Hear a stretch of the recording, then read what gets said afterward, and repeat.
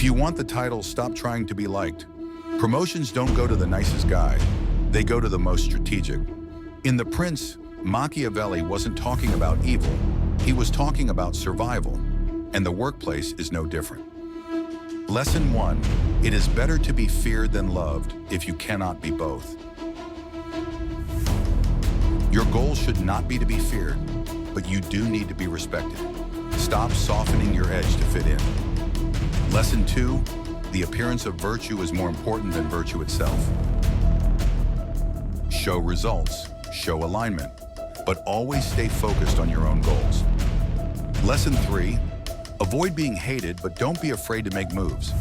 Stop overthinking everyone's feelings. Focus on outcomes, then apologize, if you must. Lesson 4.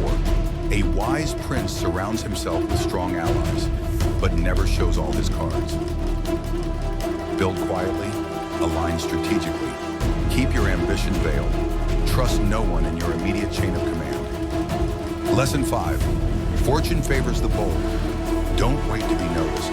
Machiavelli would never recommend that take the risk, take big swings, play the game, or get played. That's the law of the prince and the path to promotion. Master these and your rise won't be loud, but it'll be certain.